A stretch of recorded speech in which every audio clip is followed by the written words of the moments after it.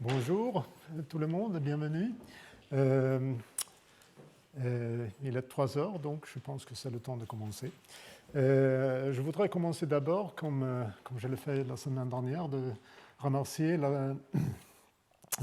l'Assemblée des professeurs au Collège de France, et surtout monsieur le professeur Jan Schied, de l'invitation de venir ici pour présenter mes recherches. J'en suis très heureux et très honoré. Et la semaine dernière, j'ai essayé de montrer en quoi consiste la théorie de connaissance rhétorique que j'appelle la doxologie, et que je propose comme une autre manière d'articuler et de comprendre nos connaissances humaines. J'ai parlé de la doxa, donc ce qu'on prend pour donné, ce qu'on prend pour évident dans un groupe, dans une culture ou dans une discipline scientifique, ainsi que de l'épistémé. Donc la distinction vient de Platon, évidemment. L'épistémé, ça signifie la connaissance qui est censée de nous donner accès au monde tel qu'il est, indépendamment de nous. Et j'ai essayé de montrer, avec une lecture de Protagoras, son dicton de l'homme comme mesure de toute chose, qu'en fait, il n'y a que de la connaissance doxique. Donc la distinction entre doxa et épistémé, il faut le comprendre à partir d'une situation doxique et le comprendre à l'intérieur d'une situation doxique où on a fait cette distinction entre doxa et épistémé. Mais c'est même l'épistémé est donc fondé dans la doxa, ce que je voudrais dire. Et donc j'ai proposé la doxologie comme une alternative aux épistémologies traditionnelles. Et puis j'ai tenté avec Ludwig Fleck, le microbiologiste, le théoricien de sciences polonais, qui a écrit un livre au début des années 30 sur la genèse et le développement d'une phase scientifique. Et surtout, je parlais de ces concepts de style de pensée, style de collectif de pensée, style de pensée et connexion actif et passif. Et je me suis demandé comment est-ce qu'on peut mobiliser la pensée de Fleck pour affiner la doxologie. Et puis j'ai aussi tenté, comme je suis professeur de rhétorique de l'université d'Uppsala en Suède, j'ai tenté de montrer comment et en quoi la doxologie peut être vue comme un élargissement de la rhétorique. Surtout la rhétorique argumentative. Donc, j'ai essayé d'élargir, j'essaye toujours, en fait c'est mon projet actuel de recherche, d'élargir la notion de la rhétorique pour y inclure la notion de sens social et aussi la production de sens social. Envers une sorte de rhétorico-philosophico-anthropologico machin de choses. Je ne sais pas très bien encore comment je vais l'appeler.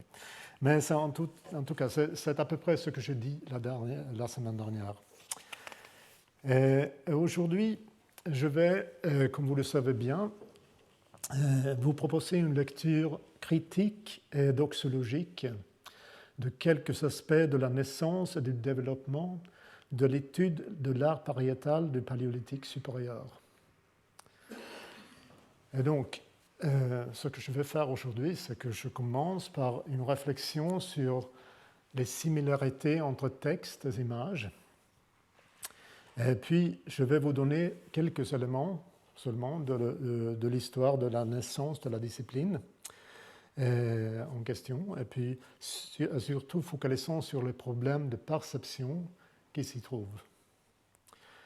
Puis, je vais parler très court des efforts d'interprétation de l'art pariétal paléolithique qui ont été présentés de 1901 à nos jours.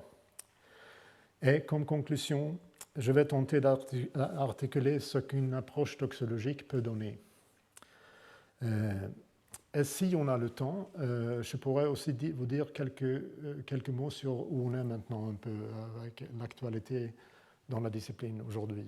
Mais ça, je laisse à côté. Si on a le temps, on pourra le faire, si vous voulez bien. Donc, c'est comme ça que ça va se passer aujourd'hui. Et pour introduire mon sujet, mon thème, pour introduire à situer, c'est important aussi le fait de situer, mon thème principal aujourd'hui, je vous propose donc de commencer par quelques réflexions sur texte et images. Et notamment sur deux remarques sur l'importance du contexte pour notre fabrication du sens. Donc d'abord, les textes. Nous connaissons tous l'importance du contexte dans l'effort de déterminer l'identité et le sens d'un texte. C'est le contexte qui donne les conditions nécessaires pour que l'on puisse en déterminer le genre, le style, la portée, bref, la signification du texte. Et voici un exemple très simple. Vous voyez là les lettres C, H, A, T en tant qu'exemple là, et puis en tant que deux petits textes de l'autre côté, donc le chat ou to chat. Et vous voyez donc que la même combinaison alphabétique des lettres alphabétiques peut évidemment figurer comme deux textes, un texte français et un texte anglais, avec des interprétations très différentes. Et on comprend, comme l'aurait dit le philosophe américain Nelson Goodman, qu'un texte, c'est toujours une inscription qui fonctionne dans une langue. Donc ce qu'on voit ici, c'est donc deux inscriptions dans deux langues différentes. Le sens, la définition, etc., tout dépend du contexte ici. Donc dans ce cas de la langue que l'on choisit, anglais ou français. Mais bien sûr, on ne peut pas choisir n'importe quel contexte. Par exemple, C-A-H-T ne fonctionne pas comme un petit texte en suédois. Donc, il faut bien trouver le bon contexte pour faire fonctionner le petit texte. Mais qu'en est-il des images? Ne sont-elles pas plus évidentes? Au moins parfois, si elles ne sont pas trop compliquées, ou si elles sont figuratives. Ne portent-elles pas, pour ainsi dire, leur contexte, et donc leur interprétation, ainsi que leur signification et le sens avec elles? Voici un autre exemple très, très simple, et très bien connu aussi. Si vous connaissez la philosophie de Ludwig Wittgenstein, vous savez bien que c'est le fameux Duck Rabbit qu'il a utilisé dans ses investigations. Mais je ne veux pas parler de Wittgenstein aujourd'hui, je veux seulement utiliser cette figure très simple. Parce que ceci est une image simple et figurative, n'est-ce pas? Mais comment l'interpréter? Est-ce un lapin? Est-ce un canard? Les deux en même temps? Peut-être. Ce que je voudrais montrer, c'est que ni le lapin, ni le canard, ni les deux sont là, dans la figure. Ils sont une fonction du contexte que vous apportez vous-même. Si vous n'avez pas le concept de lapin, vous ne voyez qu'un canard, et vice-versa. Vous voyez tous et le lapin et le canard ici, n'est-ce pas? Parce que il faut savoir faire ce qu'appelle Wittgenstein le seeing as, donc de tourner la figure qui regarde soit comme ça, soit comme ça. Donc voir une image est donc une question d'organiser et de conceptualiser ces sensations perceptuelles, les inscrire dans une forme symbolique ou une autre, analogue à comment un texte est inscrit dans un langage. N'est-ce pas? Et en plus, les lignes que nous appelons la figure du canard-lapin, que vous voyez là, ne sont que des lignes. Mais on les voit, on les lit comme une figure du canard-lapin. Et lire comme voir, c'est quelque chose que l'on apprend. Ce n'est pas un don naturel. Le fait qu'on peut voir ces lignes comme un canard-lapin est peut-être un trait qui est commun à tous les hommes, universel dans ce sens-là. Une compétence accessible à chaque être humain, mais néanmoins une compétence qu'il faut apprendre à pratiquer. Et que nous ne soyons pas normalement, et comme le remarque aussi Ludwig Fleck, conscients de l'effort de voir une figure comme une figure de quelque chose, comme un X, ça ne change rien. Ça nous montre seulement que nos inscriptions sont souvent inconscientes et qu'ils ont une tendance à se présenter comme des perceptions d'une réalité donnée, existant là, hors de nous, sans qu'on n'y fasse rien. Donc, on peut dire que l'on ne voit rien qui ne soit déjà une création de et par nos propres capacités de voir et penser. Et comme le dit si bien Nelson Goodman encore, la nature est un produit d'art et de discours. Et par conséquent, le réalisme relatif, déterminé par le système de représentation qui sert de norme à une culture ou à une personne donnée à un moment donné. Et tout ceci dit comme une sorte de préalable à mes réflexions doxologiques sur ce qu'on voit, ce qu'on a vu, et surtout ce qu'on n'a pas vu dans les grottes paléolithiques.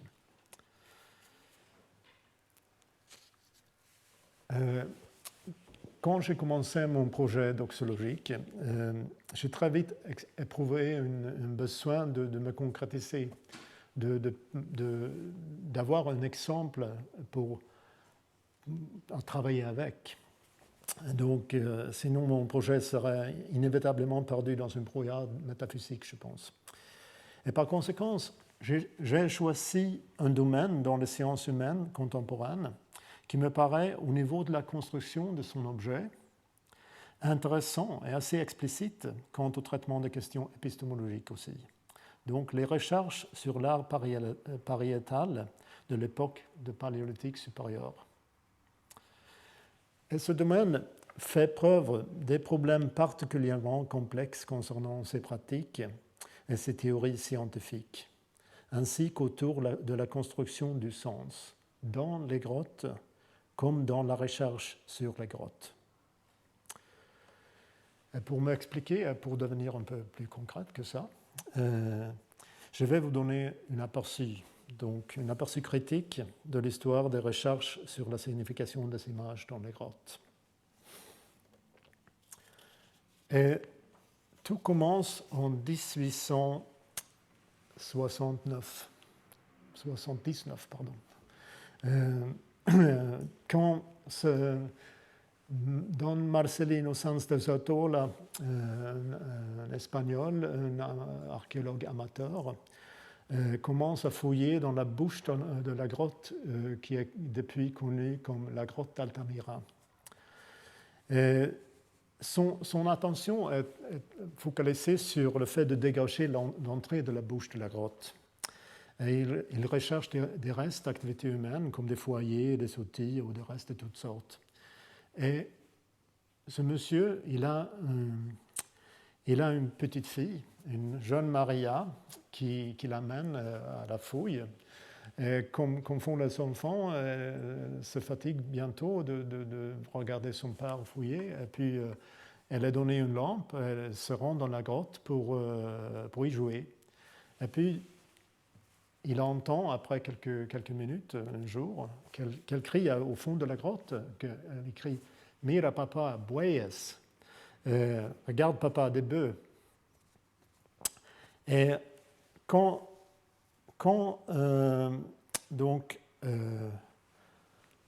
c'est donc les fameux buissons de plafond de la grotte d'Altamira.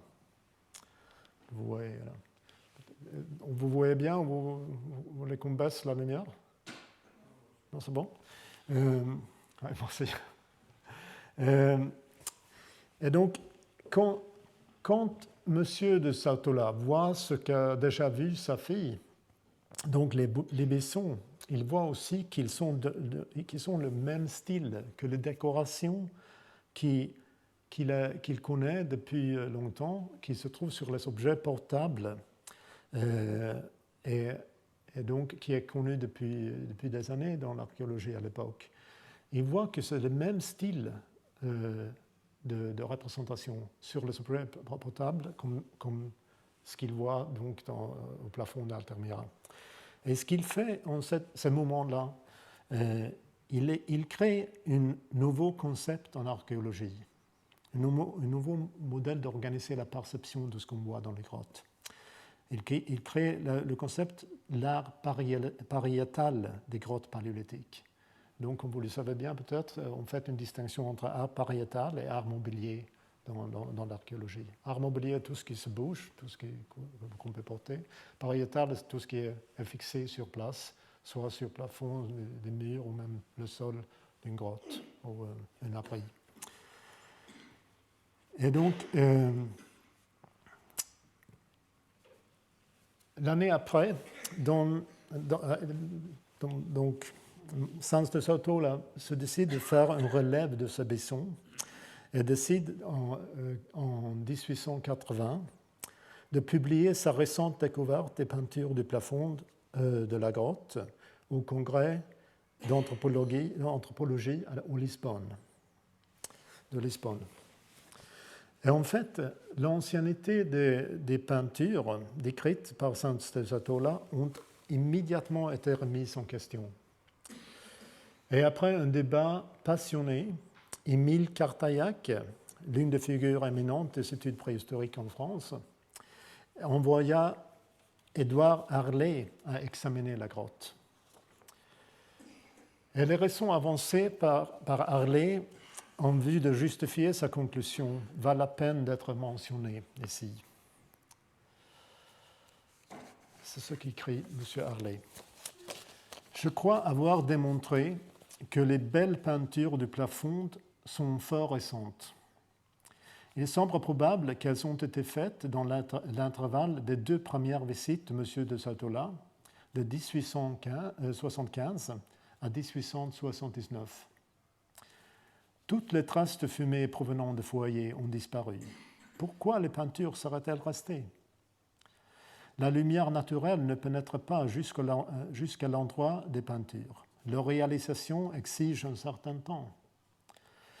Elles n'ont donc pu être faites qu'à une époque où existait un éclairage artificiel perfectionné. Mais surtout, à la différence de la biche très réaliste, les aurochs que l'auteur s'est attaché à peindre ne présentent que trop partiellement les caractères de cet animal. Il ne les a donc jamais vus. Je trouve que les arguments avancés par Harlay, c'est très intéressant en plusieurs niveaux. Donc, d'abord parce que ça représente les préjugés scientifiques de son temps, et donc nous donne un aperçu du style de pensée de ce collectif de penseurs qui étaient à l'époque les archéologues qui s'intéressaient à l'art préhistorique.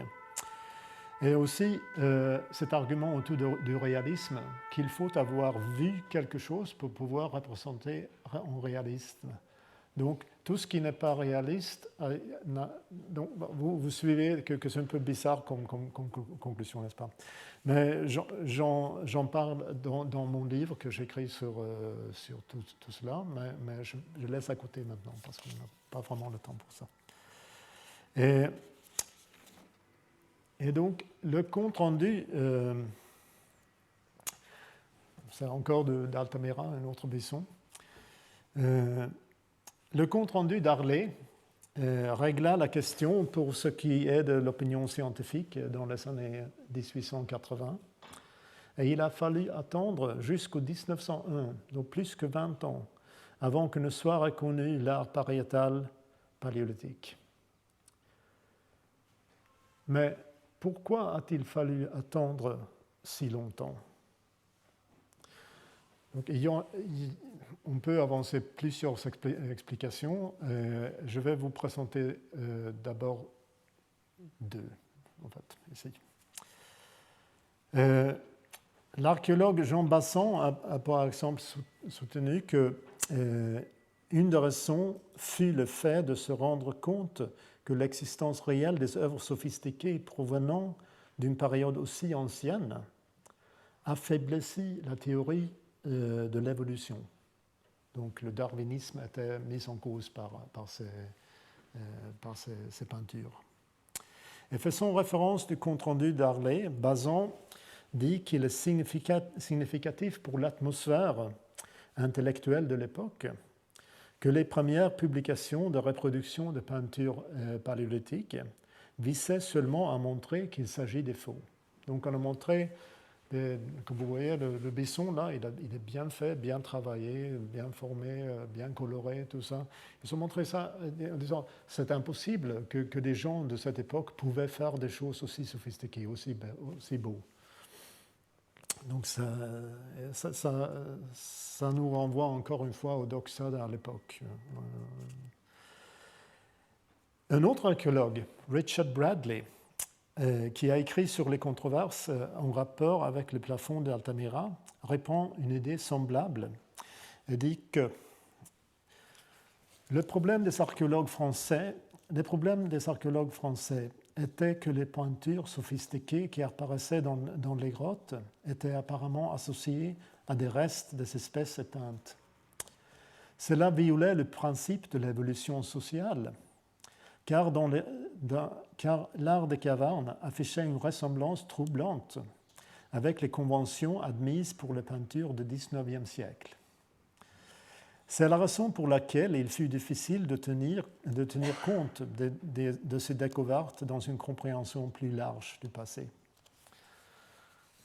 Donc il y en a donc, là deux arguments. Un argument qui met en cause la théorie évolutionniste, et puis l'autre parce que ça ressemble trop à nous, donc il faut avoir une distinction, ça ne peut pas être la même chose. Et d'un point de vue doxologique, Bradley a fait à ce propos une observation intéressante. Les savants français, dit-il, qui avaient adopté un modèle évolutionniste, étaient beaucoup plus réticents à l'idée d'accepter que les peintures provenaient véritablement du Paléolithique que les savants espagnols, qui étaient pour la plupart des catholiques, donc des croyants. Les savants espagnols qui avaient accepté la vérité littérale du livre de la Genèse. Pour ces derniers, les images ne représentaient aucun danger pour la doxa qui avait leur faveur. Ce ne fut donc pas avant le début du XXe siècle, une fois que certaines découvertes décisives de l'art pariétal dans des grottes furent authentifiées comme paléolithiques. Je parle là de grotte de la Moute en 1895, des combarelles et de fonds de Gaume, deux grottes très connues, qui ont été découvertes dans la même semaine, en 1901. Ce n'est qu'après ces découvertes-là que la communauté scientifique, dans son ensemble, accepta le fait que les peintures dataient effectivement de la période paléolithique. Et en 1902, Émile Cartaillac a publié un mea culpa à propos des peintures d'Altamira. L'honneur scientifique de Sans de Satola fut finalement rétabli, bien que de façon posthume, évidemment, et la nouvelle discipline de l'art des cavernes fut fondée dans sa forme par les écrits de l'abbé Henri Breuil, qui est un des premiers plus importants préhistoriens ici en France. Donc, à partir de ce moment-là, la discipline se coule dans le développement général des sciences humaines et sociales et se fait le reflet de la plupart, sinon de toutes leurs modes et leurs méthodes. Mais avant de quitter ce premier moment de cette discipline, je voudrais revenir sur deux questions qui me troublent, qui m'intéressent. C'est d'abord deux phénomènes intrigants ici. Tout d'abord, on a le fait que même la découverte de Sens de Satola fut relativement tardive, étant donné que nombre parmi les grottes ornées étaient connues et avaient été visitées depuis longtemps. Donc, il n'y avait pas une connaissance totale des grottes peintes en France, surtout dans les Pyrénées, c'était quand même connu. Donc, et la deuxième chose qui m'intrigue, c'est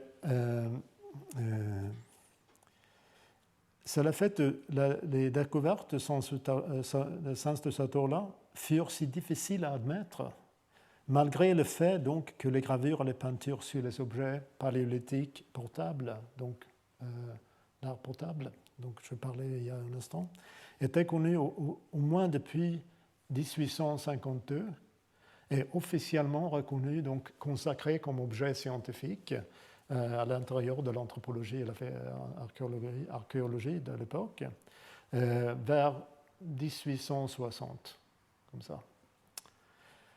Donc l'explication avancée par Bazan et Bradley me semble correcte. Cependant, il y a plus à dire à ce sujet. Bazan avait tout à fait raison de focaliser sur les aspects sociaux de la création des faits scientifiques. Mais ce faisant, il laisse à côté une question cruciale qui est celle de la perception. Et de façon plus importante encore, les multiples façons dont la perception et les facteurs sociaux sont entremêlés. Il y a ici, sans aucun doute, un problème de perception qui se trouve impliqué dans ces faits, qui rappelle plutôt certains aspects de contextualisation, ainsi que du cas du canard lapin, dont je viens de parler au début de mon discours. Parce que la question de l'authenticité de l'art pariétal des cavernes n'est pas seulement précédée par la question de ce que l'on pourrait voir dans les grottes, mais encore plus par ce que l'on peut voir dans les grottes si on n'a pas eu au préalable le concept de l'art pariétal des cavernes. Donc ce que je veux dire, c'est que pour voir ce qu'on voit, il faut avoir une préparation conceptuelle pour qu'on puisse organiser ce qu'on voit selon une certaine ou l'inscrire plutôt donc, dans une forme symbolique, comme je viens de montrer pour les textes et pour le canard lapin. Et prenons donc la grotte de Niaux comme exemple, grotte de Niaux dans les Pyrénées. Et cette grotte est bien connue depuis longtemps. Et on a même des graffitis qui remontent jusqu'au 1602 qui se trouvent dans la grotte. Des graffitis authentiques, des gens qui ont laissé leur nom et leur date sur le mur. Heureusement, pas sur les peintures, mais à côté. Et même au début du XIXe siècle, la grotte fut dépouillée de ces stalactites et ces stalagmites qui étaient vendus aux touristes de l'époque. Et les guides locaux qui amenaient les pilleurs dans la grotte avaient à l'évidence remarqué les peintures de ce qui est aujourd'hui le fameux salon noir que vous voyez ici. Donc, et les guides appelaient ce salon noir, il s'appelait le musée. Donc on comprend bien qu'ils ont vu quelque chose dans la grotte, mais il est peu probable qu'ils pensaient que c'était des peintures préhistoriques ou antédiluviennes ou en quelque sorte. Ils sont notés un peu comme Maria de Satola, ils sont notés que ouais, il y a de la peinture ici. Il y a quelque chose à voir. Et à une date aussi tardive que 1866, donc 6 ans après que l'art portable a été consacré comme objet correct de la science archéologique de l'époque, le docteur Félix Garrigou, érudit local et préhistorien, il était incapable de reconnaître le caractère préhistorique de ces peintures. Il visite la grotte de Niaux à 2 reprises et il écrit dans son carnet de notes ceci. Avril 7, 1866, Tarascon-Alia, grotte de Niaux. La grotte en couloir de 1800 mètres jusqu'au lac. Sable. Couloir secondaire à gauche et à droite, grand couloir terminé par une rotonde. Parois avec drôle de dessin, bœufs et chevaux. Et 4 marques d'interrogation. Puis, 2 mois après, il rend visite à la grotte de nouveau et il écrit ceci. Juin 16, 1866, grotte grande de Niaux. Dans la grande grotte de Niaux, parcourue avec le guide épileptique, on arrive au lac du fond qui empêche de passer. Sable partout, très abondant. En venant du lac vers l'entrée, on trouve les couloirs secondaires. À gauche, grand couloir déjà visité à pente ascendante, et terminé par une grande salle ronde portant drôle de dessin. Qu'est-ce que cela? Amateur artiste ayant dessiné des animaux. Pourquoi? Déjà vu avant. Et puis, il oublia tout à leur propos jusqu'à ce qu'il soit officiellement découvert en 1906. Donc, beaucoup plus tard. C'est une autre image de la grotte de Niaux ici. La spécialiste de l'art des cavernes, Annette Lomming-Empereur, a fait la même observation. J'ai oublié une chose. Pardon. Même si le matériau présenté ici est assurément pauvre, l'exemple de l'amateur archéologue Sans de Satola et sa fille, la non-acceptance des trouvailles en Altamira, le fait que Dr Garrigou ne voit pas ce qu'il voit, même si ce matériel n'est pas énorme, il pourrait néanmoins donner l'impression que le fait d'être un observateur scientifique entraîné rendait plus difficile de percevoir ce qu'il voyait vraiment que ce que tout un chacun voyait sur le mur de grotte. Donc, ce que je veux dire là, c'est que la formation de M. Garrigou l'a peut-être empêché de voir ce qu'il y avait devant ses yeux à cause du manque de concept consacré de sa discipline. Tandis que les amateurs, les enfants ou les guides qui n'avaient pas ces constraints-là ont vu ce qu'ils ont vu, c'est-à-dire des images, mais sans avoir une idée scientifique là-dessus. Donc c'est un peu ça que je veux dire là. Et la spécialiste de l'art des cavernes, Annette Lomming-Empereur, a fait la même observation. Elle écrit avec un certain étonnement à propos du docteur Garrigou et les images de Niaux. Elle écrit ceci. Ces peintures, et particulièrement celles de la Salon Noir, ne peuvent échapper aux visiteurs, aussi peu informés soient-ils. Mais le docteur Garrigou se contente d'inscrire dans son carnet qu'il y a des dessins sur le mur. Que peuvent-ils bien être?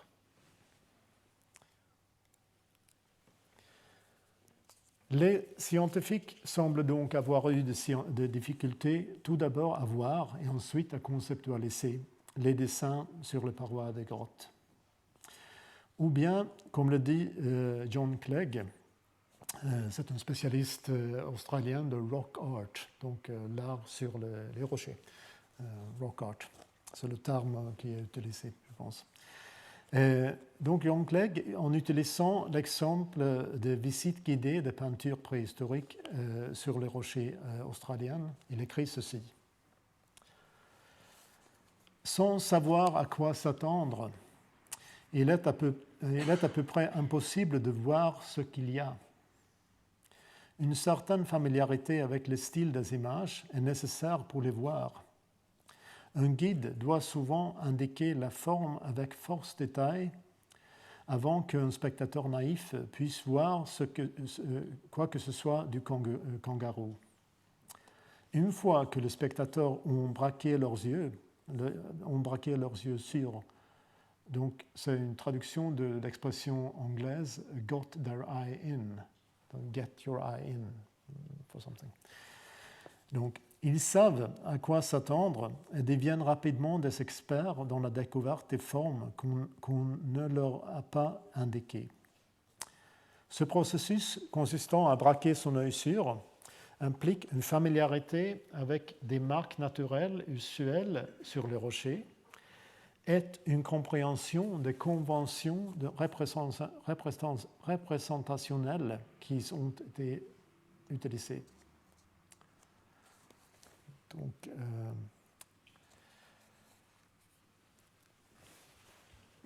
quoi qu'il en soit, on pourrait soutenir que dans l'histoire de la découverte de l'art des cavernes, les scientifiques sont pour ainsi dire les naïfs qui ont besoin d'apprendre ce qu'ils doivent chercher, tandis que les guides locaux et les enfants, qui apparemment ne souffrent pas de préjugés perceptifs si ancrés, comme je viens de le dire, semblent plus capables de percevoir les images comme des images, tout court. On voit ici un bel exemple de force du collectif de pensée d'une discipline, ainsi que de style de pensée d'une discipline, et de son doxa. Et je vous rappelle les mots de Ludwig Fleck que j'ai cités il y a une semaine ici, que le style de pensée devient une contrainte pour les individus. Il détermine ce qui ne peut pas être autrement. Donc, si on est vraiment formé, je pense que l'expression pour éducation ici en France, formation, vraiment trouve sa ampleur ici. Si on est formé par une discipline, on est aussi formé pour voir ne pas tout ce qu'il y a à voir, mais ce qu'on est censé de voir comme un objet scientifique ou non. Et donc, tout le travail des disciplines scientifiques, c'est d'élargir cette champ de vision, champ de perception, si vous voulez bien. Et donc, j'arrive maintenant à mon histoire très rapide de ce qui s'est passé après 1901 au niveau de la découverte des images dans les grottes. Et je vais illustrer ce parcours par des images qui viennent de la plupart de la grotte Chauvet, que vous connaissez tous, je pense. La grotte Chauvet qui a été découverte en 95, en 84. 95 ? Oui, je pense. Et qui est la grotte la plus ancienne qu'on connaît en France en ce moment. Donc, les peintures datent autour de 30 000 ans, before present, donc avant le présent. Et avant le présent est toujours compté à partir de 1950, à cause des raisons internes de la discipline archéologique pour les datations. Donc, vous voyez là, c'est les fameux chevaux de la grotte Chauvet.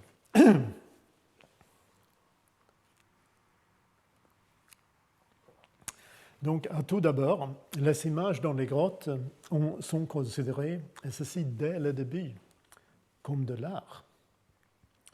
C'est-à-dire, premièrement, donc autour de 1901, comme l'expression d'une pulsion esthétique éternelle et éminemment humaine. Donc, la théorie, une des premières théories qui a été lancée, c'était la théorie de l'art pour l'art. Donc, l'homme se rendait dans les cavernes parce qu'il avait beaucoup de temps et il aimait faire de belles choses. Donc, il s'est rendu à 1800 mètres au fond de la grotte de Nio pour y peindre, parce que c'était beau. Et donc, et aussi, c'est important de voir qu'aussi, c'est conceptualisé comme un art réaliste, c'est-à-dire comme des images mimétiques permettant de tirer un tas de conclusions sur la faune existant hors des grottes à l'époque de la conception des images. Et donc, ainsi sont nées les théories autour de 1910 de l'art paléolithique comme un art utilitaire, et parmi lesquels la magie de chasse, qui a été donc formulée le premier par l'abbé Henri Breuil. Cette magie de chasse a été la plus tenace. Et donc vous comprenez bien que l'idée était que la raison pourquoi la raison de peindre dans les grottes, c'était pas pour le plaisir esthétique seulement, mais aussi pour magiquement donner une sorte de prise sur les animaux qui étaient peints pour qu'on puisse les manger le lendemain. Donc c'était là l'idée de la magie de chasse. Et puis, donc, et à côté de cette magie de chasse, il y avait des différentes théories qui ont évoqué le totémisme, qui était si populaire au début du siècle dernier. Je l'illustre ici avec vous voyez tout ce troupeau de lions qui sont donc censés représenter un clan, un autre clan ici de bisons. Et il y a une sorte d'interaction supposée donc, entre ces deux clans qui se sont représentés par des lions et par des bisons. Donc c'est ce genre d'idée qu'on a avec une interprétation totémiste du matériel. Mais donc après, on est là donc la période entre 1910 jusqu'au 45 autour de ça. Parce qu'après la guerre, il y a un changement de focalisation dans la recherche. Avec Annette Lamy-Empereur, que j'ai mentionné il y a quelques secondes, et aussi, surtout, André Leroi-Gourhan, le structuralisme entre dans les grottes. Le structuralisme est entré dans les grottes avec pas mal d'inspiration de Max Raphael, le théoricien de l'art marxiste, qui était le premier à suggérer qu'il fallait considérer les images non comme des images isolées, mais comme des compositions d'ensemble. Et donc, ce que j'essaie de montrer avec cette image-là, c'est qu'il y a évidemment une idée de tout, qu'on doit voir tout ça ensemble. On peut même voir qu'il y a peut-être même des raclages qui ont été faits là avant qu'on a peint pour vraiment donner une bonne surface pour les peintures. Mais je ne suis pas 100% sûr que c'est le fait ici, mais on voit quand même qu'il y a une composition dans la grotte. Et le fait de voir ça, c'est le structuralisme de André Leroi-Gourhan et Lamy-Empereur, qu'elle a emporté dans des études sur les grottes. Et donc, à partir de cette modèle structuraliste, on a commencé de regarder l'art pariétal comme une langue. Et ici, c'est un signe, comme on dit. Normalement, on fait la distinction entre les images et les signes. Donc ça, c'est un exemple que vous voyez là d'un signe. Mais ce signe vient de l'Altamira, en fait. Et donc, on a commencé à regarder le matériel qu'on trouve dans les grottes, toutes les images, tout ce qu'on trouve, comme structuré par des oppositions binaires. Donc le mâle, le féminin, représenté par Annette Lamy-Empereur. Leroi-Gourhan avait des idées au niveau structurel qui étaient pareilles, mais au niveau de détail qui étaient opposés un peu. Donc je ne me souviens plus lequel, disait que les chevaux, les bouquetins, les cygnes allongés étaient plutôt mâles.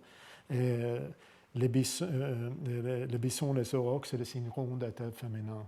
Je crois que c'était André Loragoran, et puis Annette Lamarine a pris l'idée inverse. Mais enfin, l'important ici, c'est que le principe d'organisation de l'art autour d'une opposition binaire, c'est ça qui compte. Et donc, avec le déclin général du structuralisme, on voit naître un refus d'interprétation des images dans les grottes. Et on passe par une phase de positivisme pur et dur. Donc, un classement seulement de ce qu'on voit dans les grottes. Et ici, on a une grotte, on a 3 bisons, 2 aurochs, une biche. Donc, ce genre de description assez neutre qui prend la place d'idée d'une interprétation. Mais en 1996, Jean Clotte et David Lewis Williams, 2 chercheurs très connus, très respectés et sérieux, mettent fin à cette phase et publient Les chamans de la préhistoire. Les chamans dans la préhistoire, pardon. Et dans ce livre, ils capitalisent sur toutes les théories précédentes et présentent le chamanisme comme une solution globale des problèmes de signification, d'abord de l'art pariétal dans les grottes paléolithiques, puis de rock art en général. Et donc, je vais vous dire, donc, il présente une théorie où il regarde le paroi comme une sorte de membrane qui sépare notre monde du monde des esprits. L'argument, c'est qu'on voit ici, par exemple, 2 animaux qui surgissent du noir, qui surgissent de l'autre côté, de notre monde, ou ici même des animaux qui sont en train de pénétrer cette membrane qui est la paroi de la grotte. Et ici, on a un des chevals de Perche-Merle avec ces fameux mains, qui donc est censé être prises en charge par un être humain comme ça. Et ils ont utilisé un argument très populaire en anthropologie, c'est l'argument d'analogie. Et ce que vous voyez ici, c'est que c'est donc le sorcier de la grotte de 3 frères. Et ici, c'est une représentation qui a été faite au XVIIIe siècle par un scientifique français, j'oubliais le nom, pardon, mais en Sibérie, d'un chaman en Sibérie. Et ils ont montré qu'il y a une ressemblance assez forte entre ces deux images. Il faut savoir aussi que ce que vous voyez là, c'est une représentation qui a été faite par Henri Breuil. Et quand on voit cette figure en réalité, on a du mal à le faire. Donc, il a ajouté un peu, en tant qu'artiste qu'il était, il a clarifié les choses un peu. Donc, c'est moins ressemblant au chaman en réalité. Mais en fait, l'argumentation de Clotte et Williams, c'est que le chamanisme, c'est l'explication générale de tout ce qu'on voit dans les grottes. Mais les réactions de ce livre ont été mixtes, pour ne pas dire trop.